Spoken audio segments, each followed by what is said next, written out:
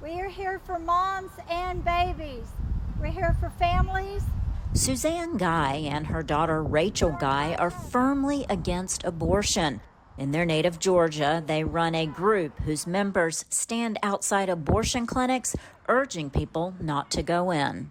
You are precious. Suzanne Guy says she supported abortion rights in college, but getting close to God changed her mind. When she was pregnant with Rachel, her doctor urged her to abort, saying her health was at risk and the fetus wasn't viable. And he went on in a very calm, slightly condescending tone saying, "You don't understand. Your child will have no quality of life. Your child won't live. And if your child does live, your child will be blind, deaf, have mental issues." And I think also, as we know, At 24, Rachel Guy is perfectly healthy, but she was born premature at 26 weeks and spent 5.5 months in the hospital. Elizabeth Reed, also of Georgia, works as an anti-abortion advocate. At 15, Reed found herself pregnant and homeless.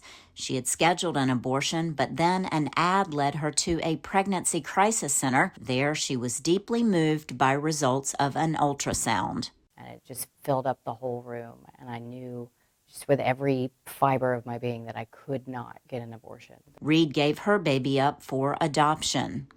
Other pregnant women in the U.S. are grateful they had a choice when it came to terminating their pregnancy. You walk by me and then I'll go. Laurel Morlantes and her husband were thrilled to be pregnant, but at roughly the half-term mark, doctors told them the baby would struggle mightily if it lived. Organs are not developed, lungs are not developed, brain are not developed. This is just not a viable life. Doctors also said her life was in danger, but 8 years later, she's still very sensitive to judgment about her decision. I think is talked about less is a right to your own spiritual belief, a right to your own understanding of souls and God and all of that. So for me, it did come down to, what do I believe spiritually? And for me, I believe that this was not the body for this soul.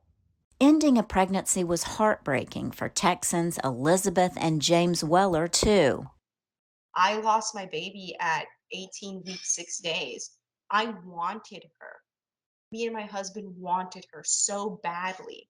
Doctors told the couple that their baby would not likely live and that Elizabeth Weller's health was at risk, too.